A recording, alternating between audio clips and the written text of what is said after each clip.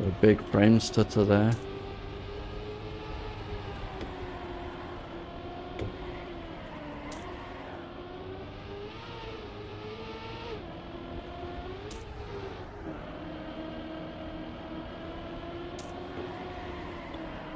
I did a big release.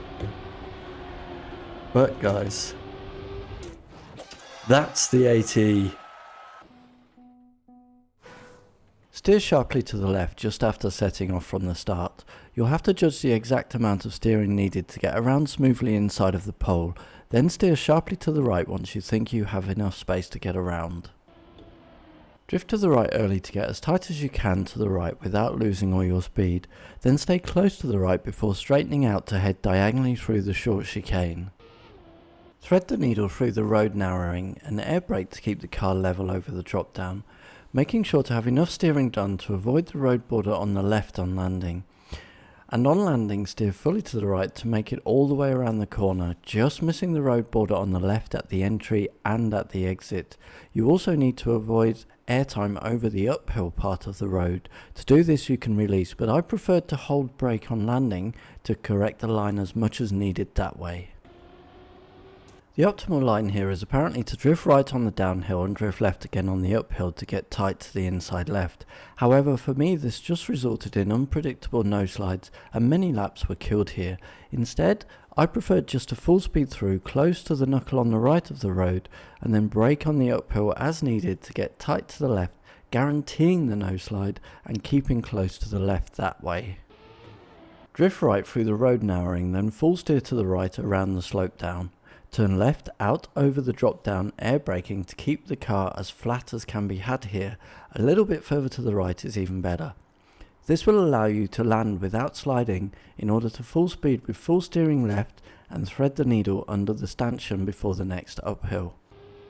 Begin the drift left before the ramps for the uphill. If you don't do this, you will need to straighten the car out to lose the skid marks before drifting, or you will get a no slide, and there is not a lot of room to correct for that. Hold the drift for as long as needed to get the angle needed to thread the needle through the awkward and almost blind road narrowing, then get over to the left so that you can get the car steering right through the poles. Do a short drift to the right on the downhill, allow the car to lose the skid marks, then as soon as possible long drift to the right, all the way around to the exit close to the wall on the left. I was only able to do this second drift right by also releasing before braking. If I did not do this, I was almost guaranteed a no slide and most of my laps were lost here. Then on the exit, full steer to the right all the way around to just before the next pole, making minor corrections to the steering as needed. A big frame stutter there. Once you have the pole lined up, steer full left and drift as close as you can to the inside left with an extra brake tap if needed to tighten the line and keep as much speed as possible, heading towards the left side of the upcoming slope. Just after the slope begins, long drift to the right until you know you have the angle to get to the right of the pole. Exit over the small drop down. You should land relatively flat before steering to the right a little to avoid the castle walls. Steer fully to the left over the small transition hop to get tight to the left in this first left-right chicane. You can full speed this, but I did not have the car fully turned left on landing and needed a quick release here to make it past the knuckle on the right. Then quickly steer left and right again through to the checkpoint to complete the second chicane.